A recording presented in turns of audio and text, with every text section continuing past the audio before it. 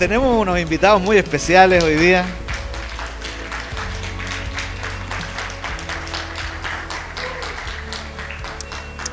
Ellos son... ¿cómo se llaman ustedes? Víctor y Cecilia. Estoy muerto. Víctor y Cecilia son pastores de la Viña Concepción. Denle un aplauso fuerte, por favor. También nos acompaña su hijo Paolo. Ponte de pie, Paolo. Denle un aplauso al Paolo.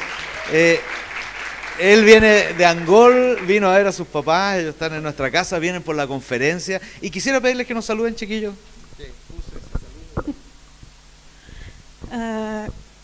Estamos contentos. Nosotros llegamos aquí y llegamos a casa. Esa sensación de cuando llegas a casa, te sacan los zapatos y te relajas, así nos sentimos aquí. No les conocemos a todos, pero a los que hemos logrado conocer, les amamos profundamente. Nos gusta venir, estar y ser parte de lo que Dios está haciendo. Escuchar la historia nos anima y nos anima a ver cómo Dios se mueve en la iglesia con tanto poder. Eso. Muchas gracias por recibirnos. Estuvimos en la casa estudio, en la casa estudio toda la semana. Fue agotador, pero muy bueno, muy bueno. Y lo que ustedes trajeron para acá, nosotros lo llevamos a la iglesia en Concepción y sentimos que este tiempo ha sido bueno y viene aún un tiempo mejor. Esas son nuestras expectativas. Cada domingo, cada semana, cada vez que nos juntamos, estamos con nuestras expectativas tan altas acerca de lo que Dios está haciendo y queremos todo, no queremos un poquito, queremos todo de parte de Dios para nosotros. Y yo sé que también ese es su corazón. Y esa también es nuestra oración, que el Señor venga con poder y no se reserve nada. Amén. Que el Señor les bendiga. Quiero que oremos por ellos. Después Víctor va a saludar y va a compartir la palabra. Extiendan sus manos, por favor.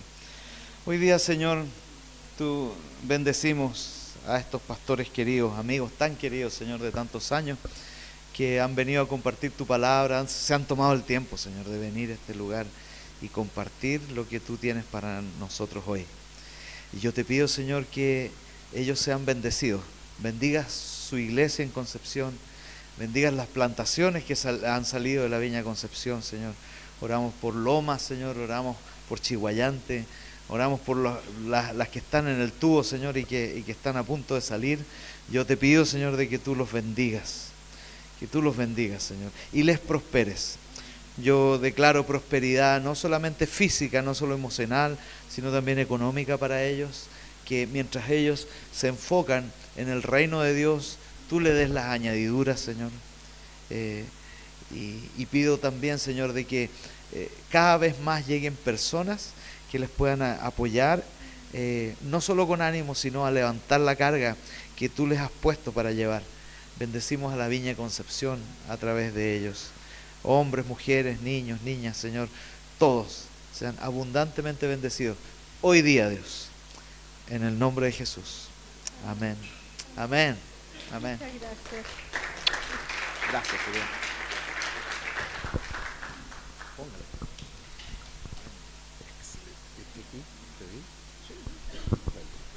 Muchas gracias por la invitación, Javier y Andreita. Excelente. Me gustaría, si me pueden acompañar leyendo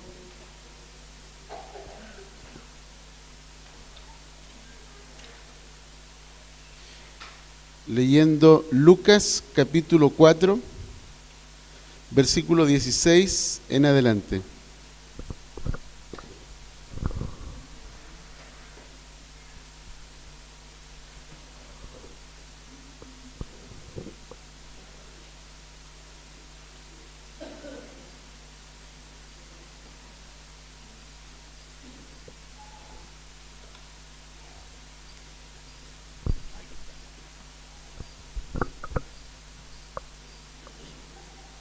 Si lo tienen a la vista, lo voy a leer y vamos a comenzar.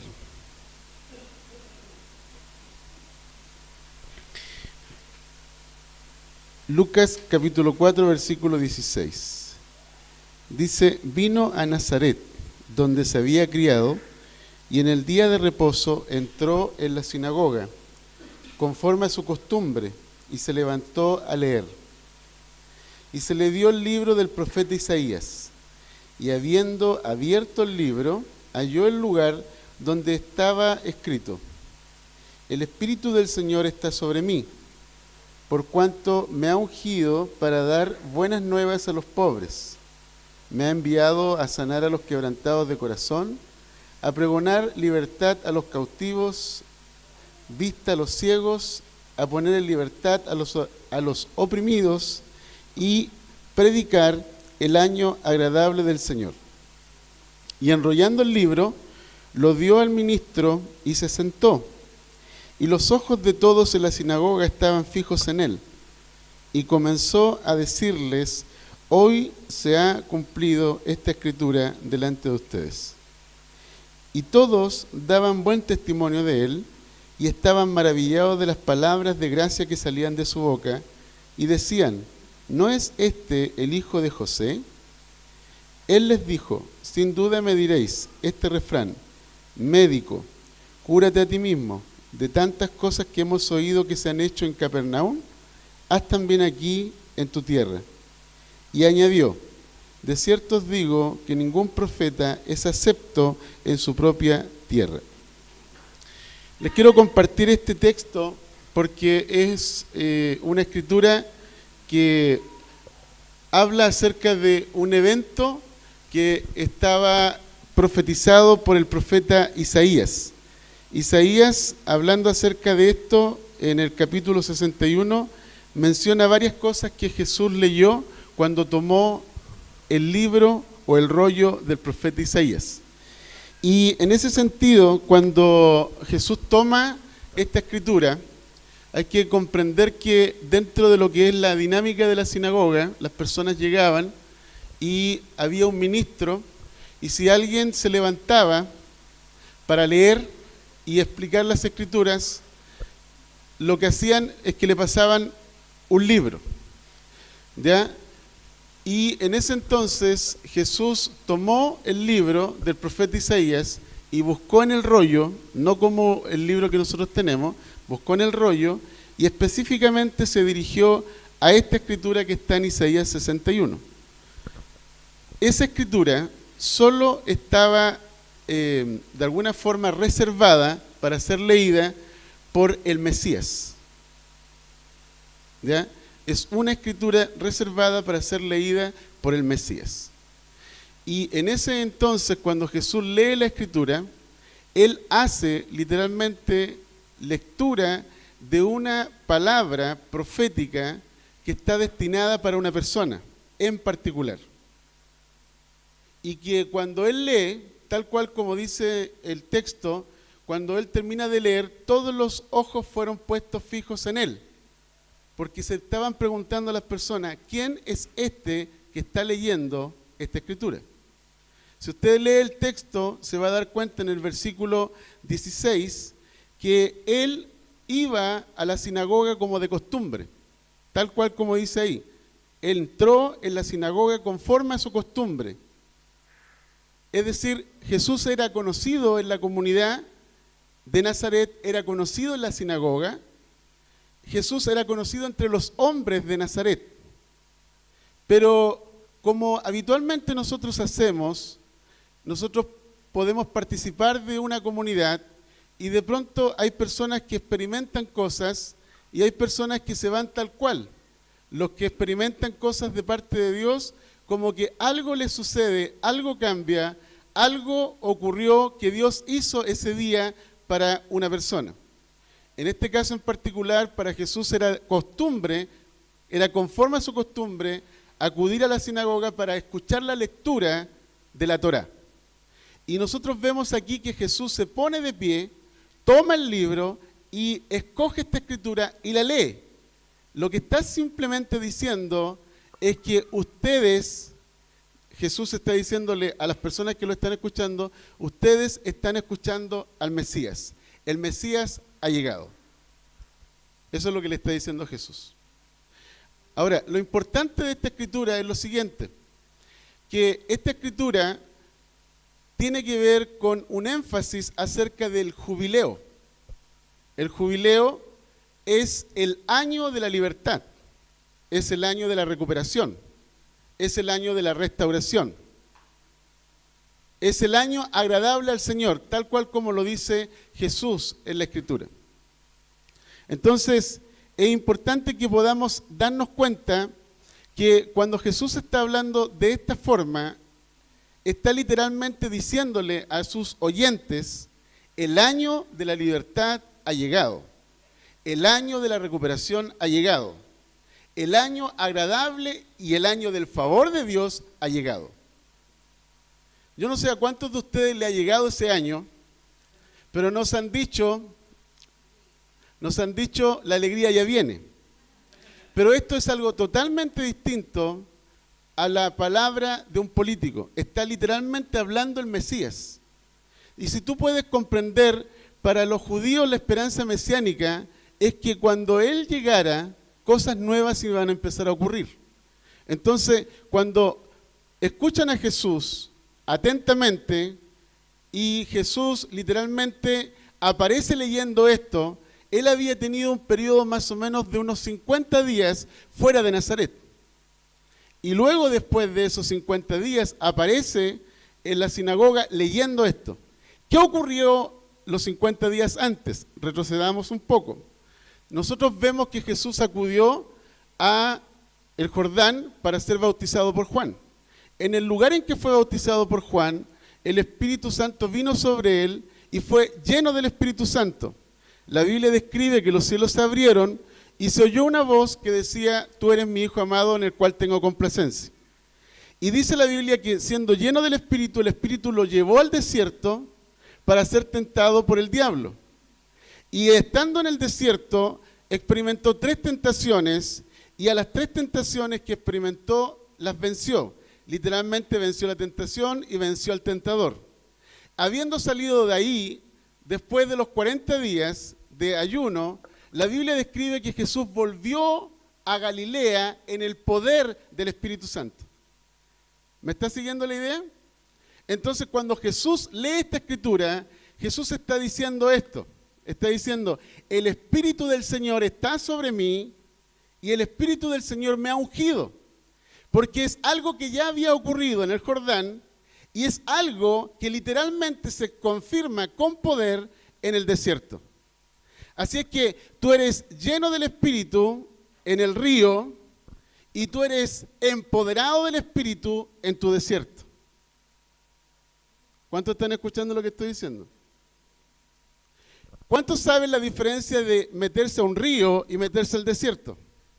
Meterse a un río es algo agradable, es algo que fluye, es algo que de alguna manera es algo para disfrutar. Pero estar en el desierto es algo totalmente diferente. Entonces vemos a Jesús metiéndose en el río y la Biblia dice que fue lleno del Espíritu y fue el Espíritu que lo llevó al desierto para ser tentado. Y en el desierto Jesús literalmente vence al diablo y la Escritura describe que Satanás se apartó por un poco de tiempo. ¿Cuántos están captando lo que estoy diciendo? En tu río, Dios te va a decir, tú eres mi Hijo amado, en ti tengo complacencia, tú me agradas. ¿Me estás siguiendo? Cuando tú sabes que Dios te ha dicho eso, entonces tú estás listo para enfrentar al enemigo y para ir a tu desierto. ¿Cuántos están captando lo que estoy diciendo?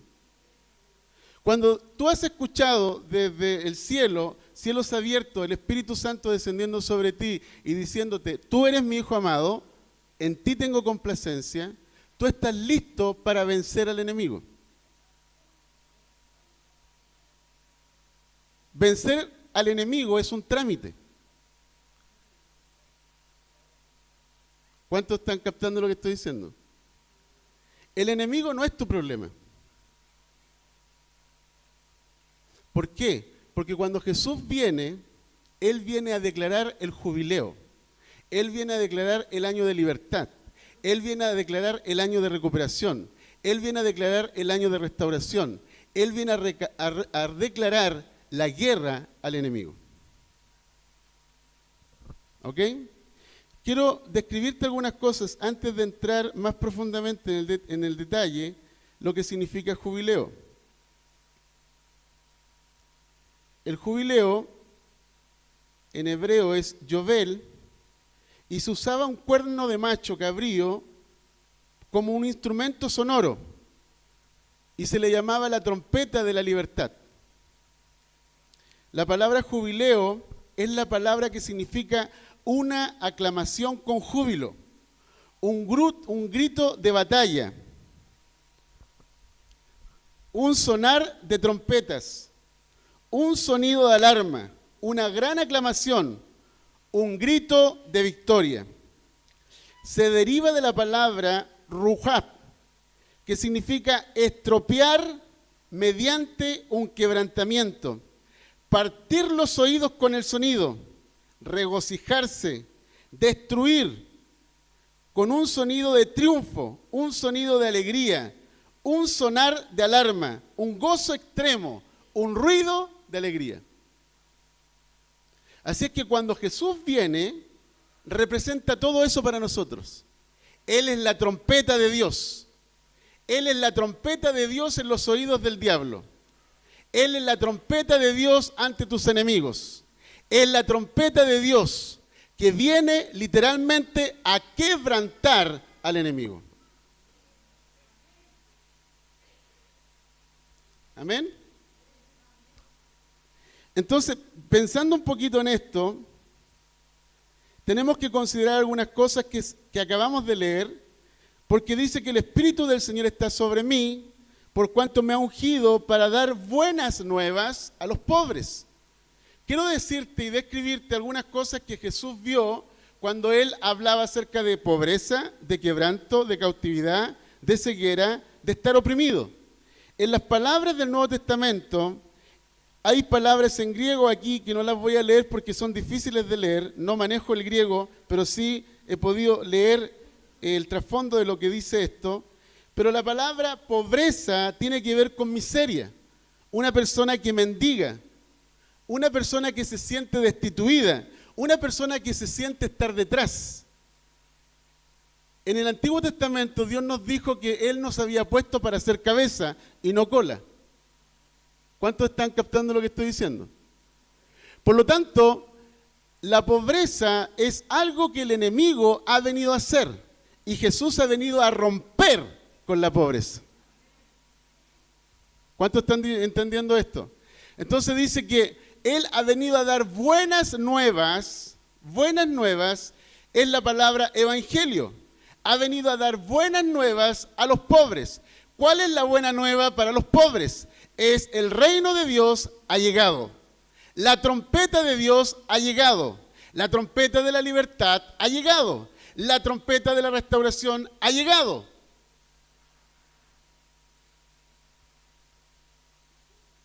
Amén.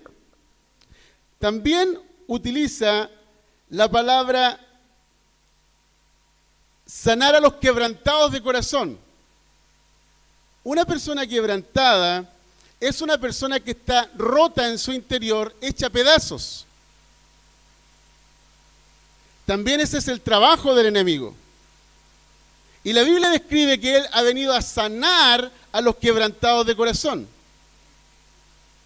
Es decir, la trompeta de Dios rompe lo que el enemigo ha estado haciendo, destruyendo y quebrantando el corazón, haciéndolo pedazos. ¿Qué son aquellas cosas que han hecho pedazo tu vida? ¿Cuáles son aquellas cosas con las cuales el enemigo se ha acercado para destruir tu corazón? ¿Cuáles son aquellas cosas que el enemigo ha usado como un arma, personas, situaciones, palabras, para romper tu corazón? Jesús viene para sanar al quebrantado de corazón, para, con la trompeta de Dios, literalmente hacer huir al enemigo de tu corazón. La palabra cautivos. La palabra cautivo tiene la siguiente connotación.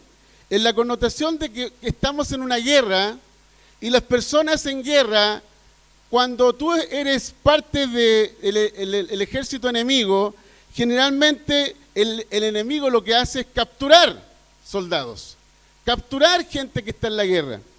La palabra cautivo literalmente significa ser capturado, capturado como que si alguien tuviera una punta de lanza, de tal manera que te sientes inmovilizado. Eres un prisionero de guerra del enemigo. ¿Cuántos de ustedes se han sentido inmovilizados, paralizados, detenidos? ¿Cuántos de ustedes han experimentado que ustedes quieren avanzar, pero se sienten que algo les jala?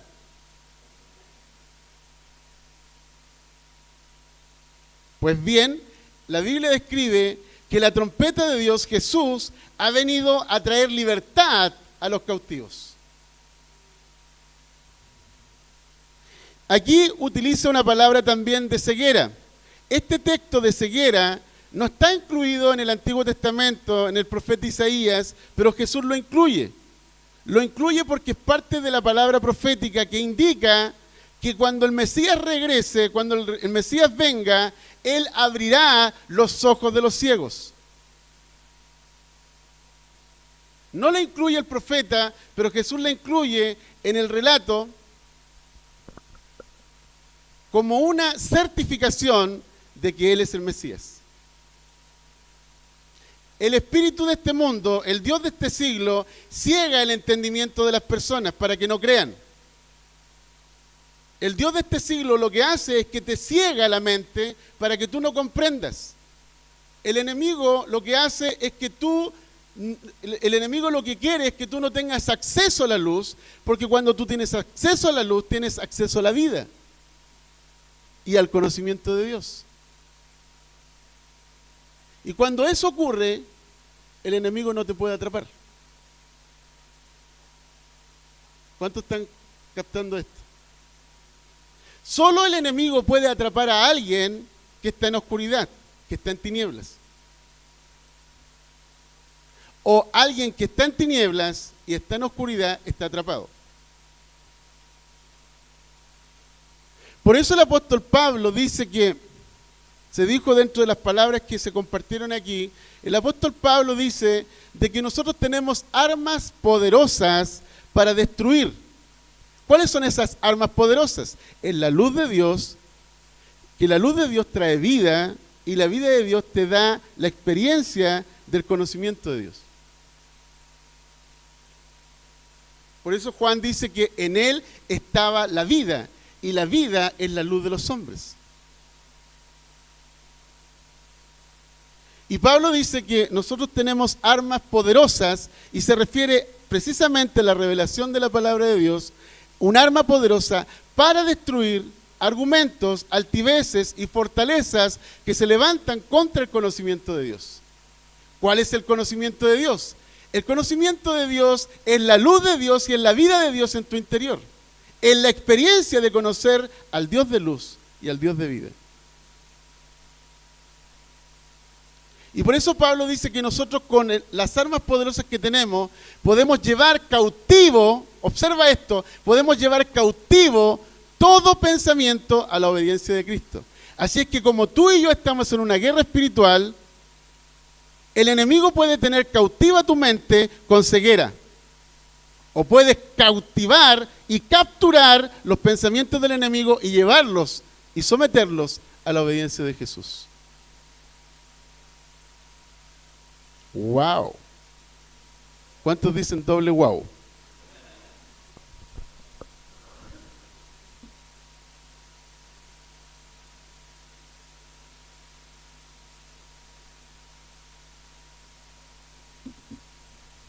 Muy bien. Y dice también aquí, a poner en libertad a los cautivos. Dice a poner en libertad a los oprimidos.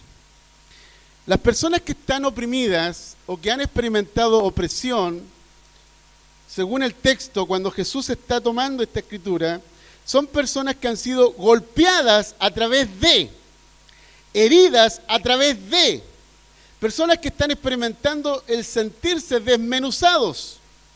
Es decir, personas que han sido quebrantadas por calamidades.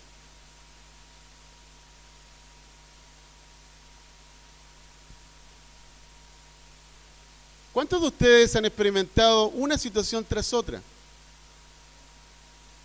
Que de pronto están entrando en una y están casi saliendo y aparece otra.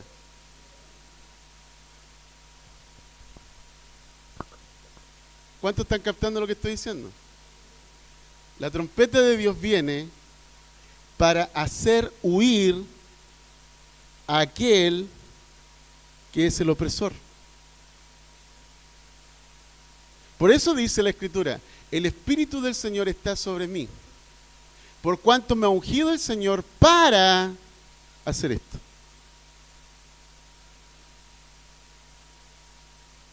Para ser la trompeta de Dios aquí en la tierra, para ser la trompeta de la libertad, para iniciar el año agradable y de favor de Dios para el pueblo.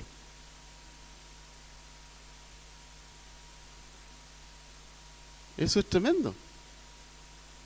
Merece un fuerte aplauso.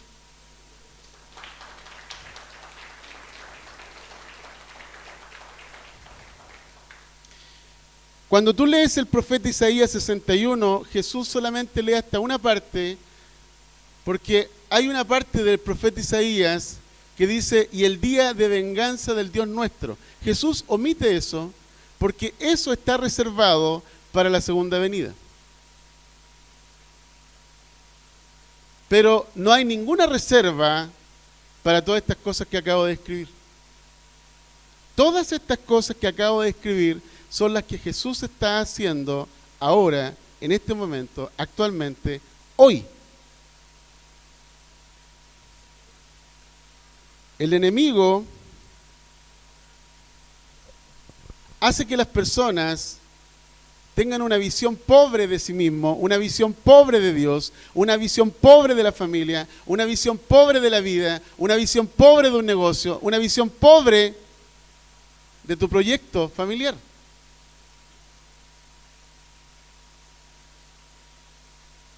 Y Jesús lo que quiere es romper con ese espíritu de pobreza para que tu mente se amplíe a las dimensiones de lo que el reino de Dios puede hacer.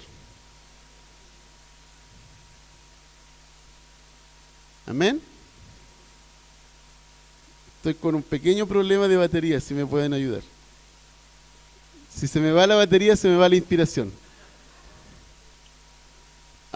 Tengo mi cargador ahí, rosado, ¿ya?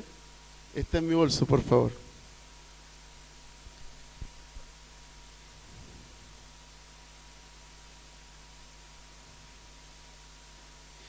Quiero decirte lo siguiente. No sé cuántos de ustedes han leído este texto que dice, el ladrón no viene sino para hurtar, matar y destruir. ¿Cuántos de ustedes han leído ese texto?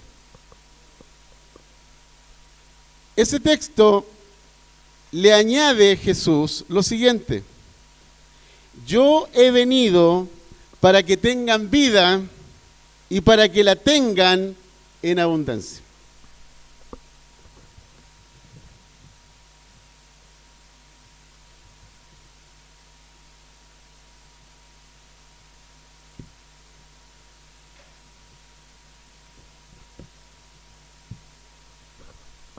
Wow. El ladrón no viene sino para hurtar, matar y destruir. Mira qué interesante. Los judíos veían lo siguiente. Ellos veían dos eras, dos épocas. La época de maldad y la época de justicia. O la era de maldad y la era de justicia. La era de maldad, los judíos la veían precisamente como el gobierno del enemigo operando en las naciones. y la época de justicia veían que el Mesías vendría para terminar con esa época mala. ¿Ok? Entonces Jesús dice, el ladrón no viene sino para hurtar, matar y destruir. Hurtar, matar y destruir. Lo que le acabo de escribir de Isaías, de Lucas capítulo 4, son todas las cosas que el enemigo hace. El enemigo empobrece, el enemigo hace que tú vivas una vida quebrantada en tu corazón. El enemigo desea que tú vivas en cautividad. El enemigo desea que tú no tengas visión, que tú estés ciego. Y el enemigo literalmente desea oprimirte. Por eso Jesús dice, el ladrón no viene sino para matar, hurtar y destruir. Lo interesante de esto es que ese texto no queda ahí, sino que se amplía y Jesús dice, mas yo he venido para que tengan vida y para que la tengan en abundancia. Ya les dije, cuando tú recibes luz de Dios, tienes vida. Y luz y vida es la experiencia del Dios de luz y del Dios de vida. Entonces, la vida de Dios, por ejemplo, está en una semilla. Esa semilla entra en contacto con la tierra lo que hace es que humedece la semilla, que seca. ¿Y qué ocurre? Cuando la humedad penetra la semilla se comienza a abrir. Y cuando tú ves que la semilla se comienza a abrir en la tierra, empieza a surgir la vida. Hay una semilla en tu interior que es la semilla del reino de Dios. Hay una semilla en tu interior que es la vida de Jesús. Hay una semilla en tu interior que es el año de jubileo, el año de jubileo, el año de jubileo.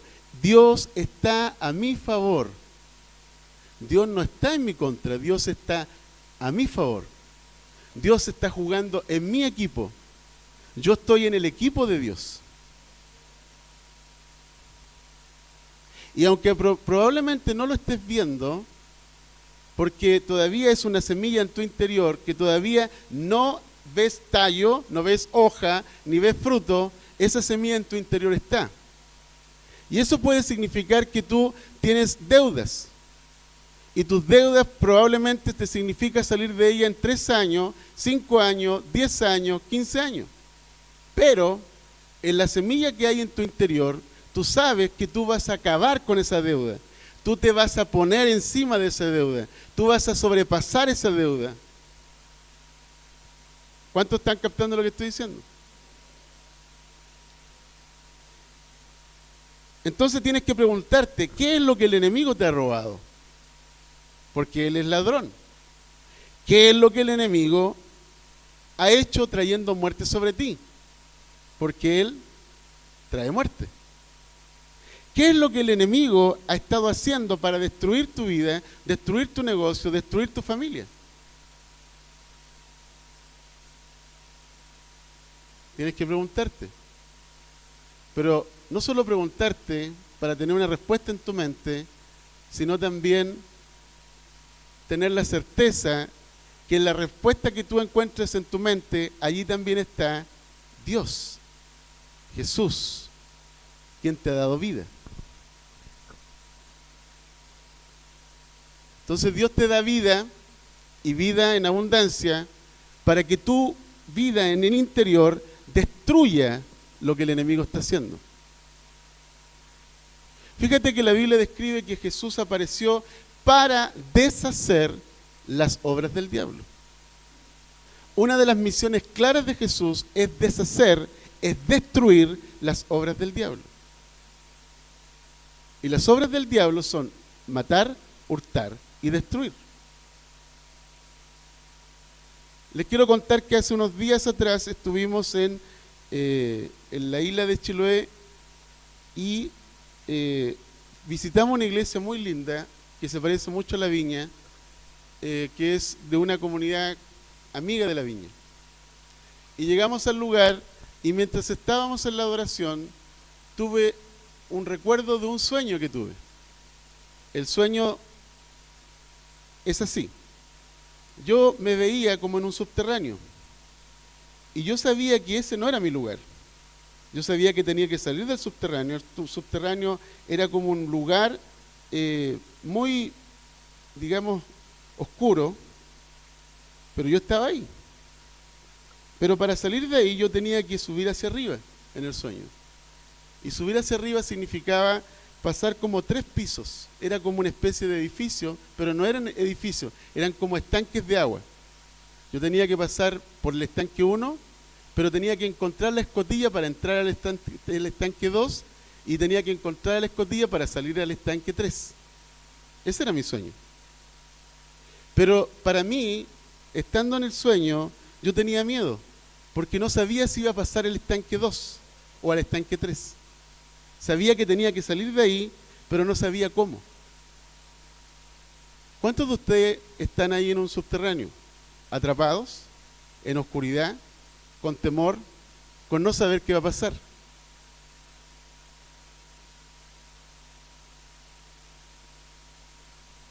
Y en el sueño, a pesar de mis temores, yo me subía a una altura para entrar al estanque y mientras iba subiendo, me encontraba que yo iba subiendo con otra persona. Yo no sé si fue Jesús, no sé si fue un ángel, pero el asunto es que me era sumamente fácil llegar al segundo tanque, como que pasaba y como que encontraba la escotilla rápidamente. Y así ocurrió con el tanque 1, tanque 2, tanque 3.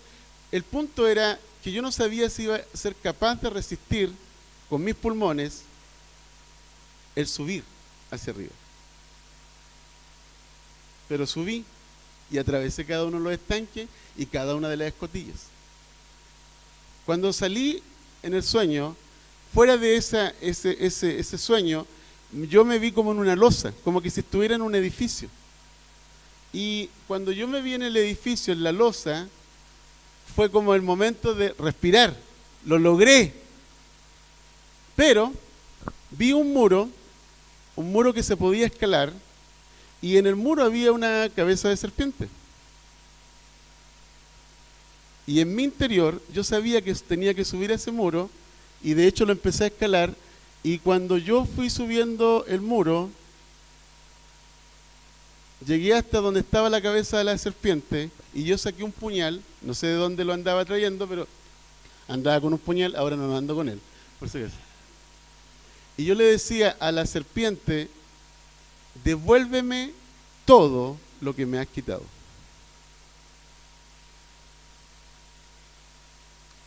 Y eso es lo que Jesús vino a hacer. El Espíritu del Señor está sobre mí, por cuanto el Espíritu del Señor me ha ungido para hablarle a la serpiente, para hablarle al enemigo, para confrontarlo, para decirle lo que tiene que hacer. La pobreza tiene que retroceder. El quebranto de corazón se tiene que sanar. La persona que está cautiva, quiero que me la liberes. La persona que está oprimida, suéltala. ¿Cuántos están captando lo que estoy diciendo? Hay oraciones que nosotros hacemos de esta forma. Nosotros hacemos oraciones donde oramos a Dios para que Dios intervenga. ¿Cuántos están captando esto? Pero hay cosas que Dios nos ha pedido que hagamos sin siquiera haber orado, porque son cosas que Él ya designó y dijo lo que se debía hacer. Contamos con su favor, contamos con su espíritu y contamos con sus instrucciones. ¡Uf! Eso está bueno. Y hay cosas que no vas a recuperar a menos que tú tomes tu autoridad y poder que Dios te ha dado.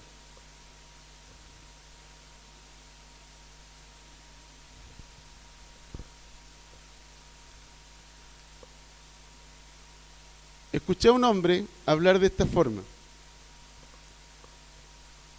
Dice que estaba en una visión y vio a Jesús. pero estaba muy contento por ver a Jesús, pero había como un espíritu maligno que le estorbaba y como que interrumpía y como que lo distraía. Es un hombre que se llama Kenneth Hagin. Escuché esto y después busqué el libro donde aparecía. Efectivamente así es. Y Kenneth Hagin le estaba tratando de decir a Jesús, dile a ese espíritu que se mueva, porque nos está estorbando. Y parece como que si Jesús ni veía al espíritu, y parece que Jesús como que no le importaba y como que no hacía nada. Entonces él le preguntó, Jesús, ¿acaso no te das cuenta que entre medio, entre tú y yo, hay un espíritu que nos está estorbando? Y Jesús le dice, sí, ordénale que se vaya. ¿Y por qué no lo haces tú? Porque a ti te dio autoridad para hacerlo.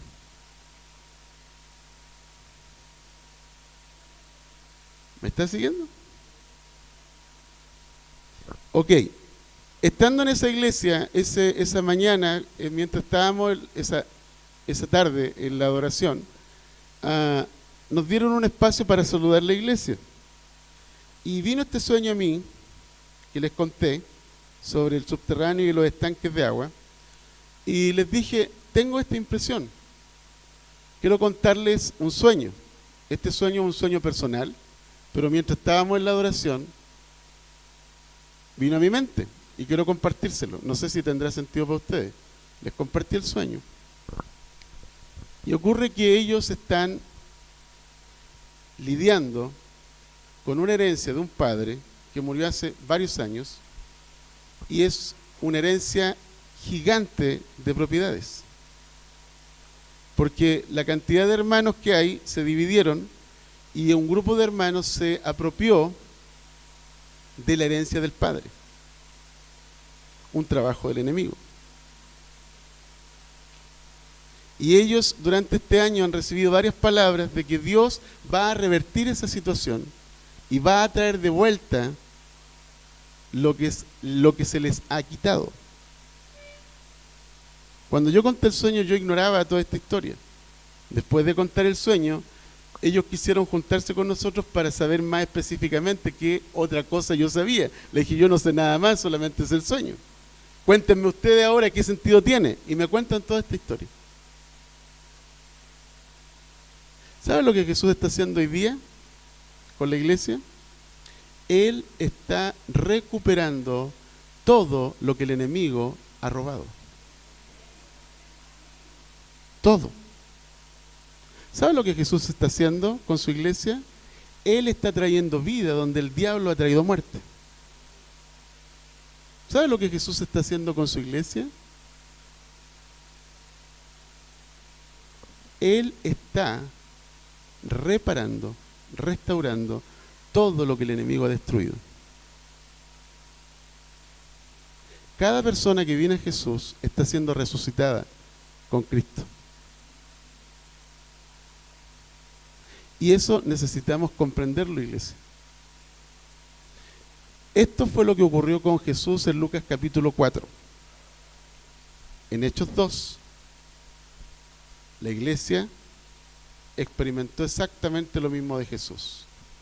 El Espíritu del Señor está sobre mí, por cuanto me ha ungido el Señor. La palabra Pentecostés está asociada con cosecha. Nosotros recibimos las primicias del Espíritu. Significa, hemos recibido una señal de la gran cosecha. Hay una cosecha de Dios, de bendiciones. Hay una cosecha del favor de Dios.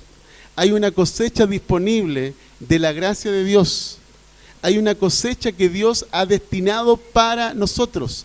Pero tú y yo tenemos que tener parte en esto, de recoger el botín. ¿Cuántos están captando lo que estoy diciendo? No sé cuánto tiempo tengo.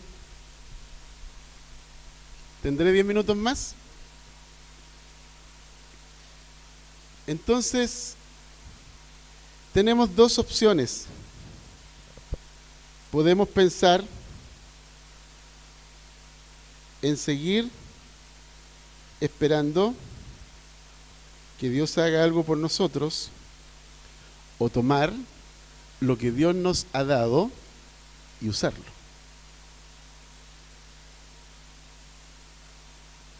¿Saben cuántas veces y saben cuántas oraciones malgastadas tenemos? Muchas. Porque en muchas de nuestras oraciones, donde no vemos respuesta, es porque estamos orando en forma equivocada.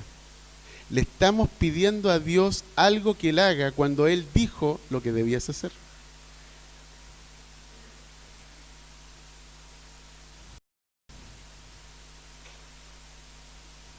¿Aló? ¿Hay alguien en casa? ¿A alguien le está hablando Dios esto? Fíjate que hay una parte del profeta Isaías que dice que Él va a ordenar a los afligidos de Sión que se les dé gloria en lugar de ceniza. Se les dé óleo de gozo en lugar de luto. Se les dé manto de alegría en lugar de espíritu angustiado. Fíjate en el detalle que se describe. Se describe a una persona enlutada, a una persona afligida. Se describe a una persona angustiada, enlutado, afligido y angustiado. ¿Cuántos de los creyentes que tú conoces viven de esa forma?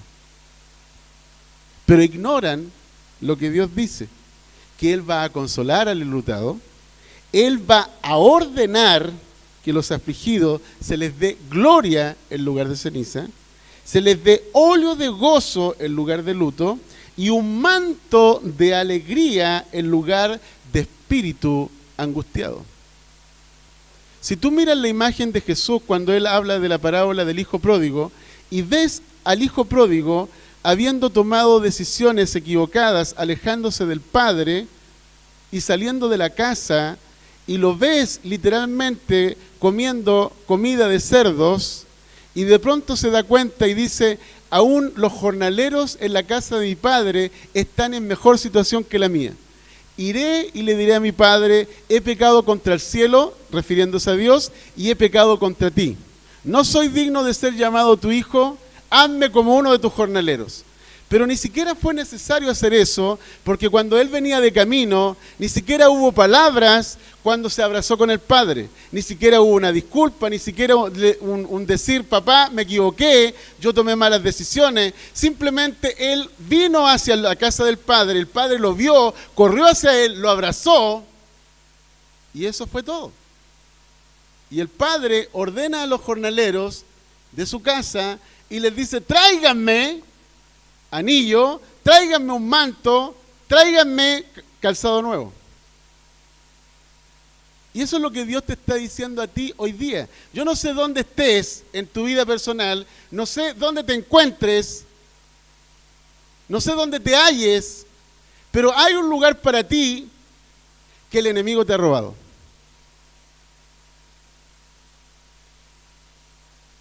Que el enemigo te ha dicho que no es tu lugar.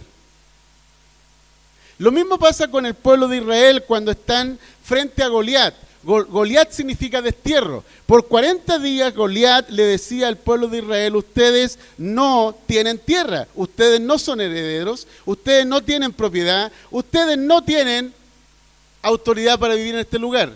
Mándenme a uno de ustedes para pelear contra mí. Si ese uno me vence, todos nosotros nos rendimos a ustedes. El rey Saúl y el ejército entero se estaban haciendo pipí. Porque cuando tú estás escuchando al enemigo por 40 días, una mentira repetida tantas veces termina siendo una verdad en tu interior. ¿Aló? ¿Y qué es lo que ocurrió? Apareció un muchacho llamado David, que su padre Isaí estaba preocupado por sus hijos guerreros, y envió a David al campo de batalla. Les dijo, lleva esto otro, porque probablemente falta alimento. Y David, llegando al campamento, de pronto se atraviesa con la voz de Goliat. Se atraviesa. Él nunca había escuchado esa voz, él nunca había escuchado a Goliat, es primera vez que lo escucha. Y en el primer momento que lo escucha, en su interior, la vida de Dios se manifiesta. ¿Quién es ese incircunciso que se atreve a hablar de esta forma a los escuadrones de Dios?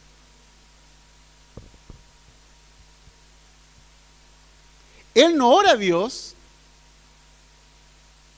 Interesante, ¿no? Él no ora a Dios, sino que simplemente él, de la vida interior que él tenía, de la comunión que él tenía, de cómo Dios hablaba con él, mientras cuidaba los animales de su padre, él sabía quién habitaba en su interior. Y él, literalmente como objetivo, pierde el objetivo que el padre terrenal le había dado. Como objetivo se le mete en la cabeza de que tiene que ir a pelear con el gigante, que medía como 2,30 metros, entrenado para la guerra y andaba con armamento, con la armadura de un soldado filisteo. Y él se armó de un par de piedras, 5 piedras, que también tiene un significado eso, 5 piedras, el rechazo de su padre Isaí, el rechazo de su hermano mayor, el rechazo del rey Saúl y el rechazo de Goliat. Y el rechazo del profeta. 5 piedras lisas.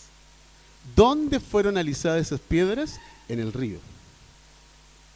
El río es tu lugar para que las piedras en tu corazón sean alisadas. Él había escuchado acerca del rechazo en 5 personas de influencia. Sin embargo, él había escuchado la voz de Dios, y la voz de Dios era más fuerte en su interior que el rechazo de la gente.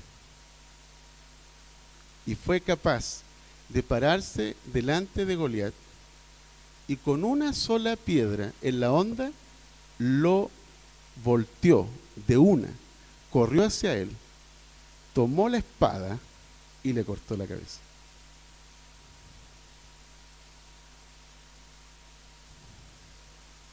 ¿Saben lo que le falta al pueblo de Dios en esta generación? Valentía. El reino de Dios sufre violencia y los violentos lo arrebatan. El reino de Dios está literalmente haciendo que sus enemigos sean derrotados. Y necesitamos ver cómo el reino de Dios es más fuerte que el reino de nuestros enemigos. La Biblia dice que es mayor el que está en nosotros que el que está en el mundo. Y quiero dejarte algo más. Dice, si nosotros nos sometemos a él, podemos resistir al diablo y el diablo huirá de nosotros. La palabra huirá de nosotros significa que él huirá aterrorizado. ¿No crees que llegó el tiempo de sacar al enemigo de tu vida, de sacar al enemigo de tu familia, de sacar al enemigo de tu casa, de sacar al enemigo de tu negocio? ¿No crees que llegó el tiempo de recuperar lo que el enemigo te ha robado? ¿No crees que llegó el tiempo de darle vida a lo que está muerto? ¿No crees que llegó el tiempo de restaurar lo que el enemigo ha destruido?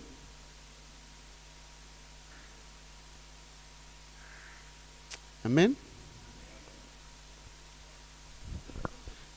Quiero invitarte a estar en pie, por favor.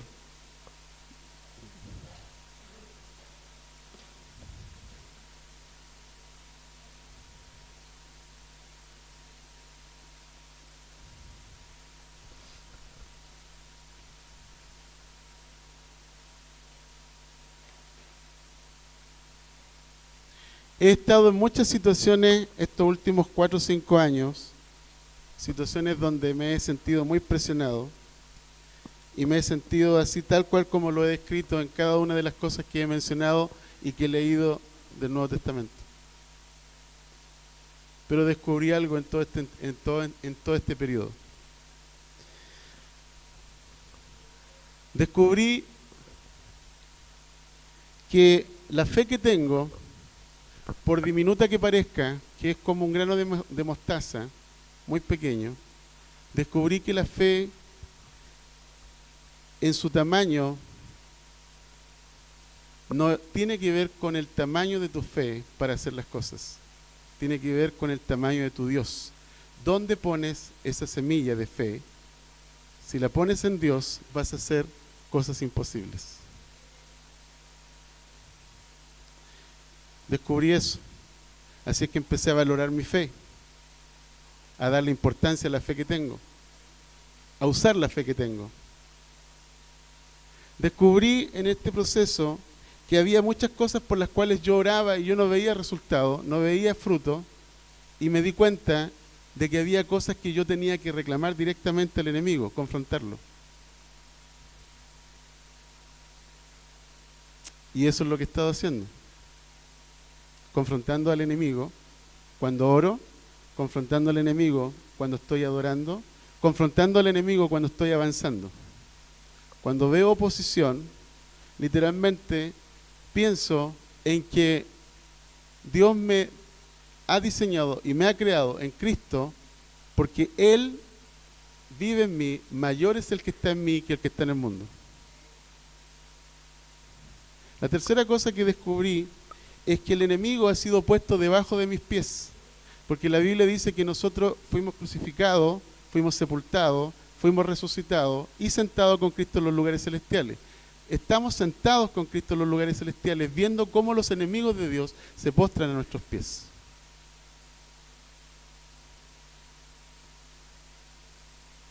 La cuarta cosa que descubrí es que cuando tú confrontas al enemigo, el enemigo reacciona y a veces te intimida.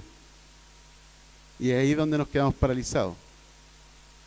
Y me di cuenta que cuando tú eres intimidado por el enemigo lo que quiere hacer simplemente es que tú retrocedas, que tú no avances, que tú no sigas en el curso de lo que Dios ha definido para tu vida.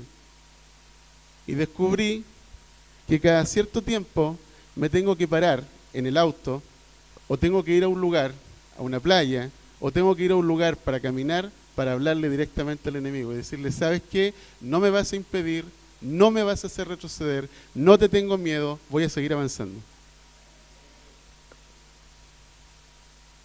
Porque mayor es el que está en mí que el que está en el mundo. La quinta cosa que descubrí es que Dios ha hecho una descarga en tu interior, en tu espíritu hay una descarga que es la naturaleza de Dios, que es la presencia del Espíritu Santo. Tenemos la mente de Cristo, vemos como Jesús, oímos como Jesús, hablamos como Jesús, caminamos como Jesús, vivimos como Jesús. Yo ya no vivo, estoy muerto, estoy crucificado. Es Jesús quien vive su vida en mí. Y todo lo que yo estoy tratando de alcanzar no es para mí, es para su gloria. Quinta cosa, todo lo que tú alcances es para glorificar a Jesús. Amén. Yo no sé cómo estamos de tiempo, pero sé que estamos pasados. No sé si nos va a dar tiempo para ministrar. Estamos sobrepasados. Pero quiero que levantes tus manos. ¿Puedes levantar tus manos?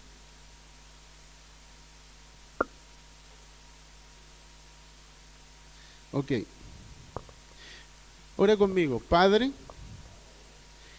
vamos a hacerlo un poquito más en voz alta. Recuerda que eres trompeta de Dios. ¿Ok? Padre, en el nombre de Jesús, te doy gracias porque sé que tú me has señalado tu presencia está en mí. Y sé que me has dado naturaleza de hijo.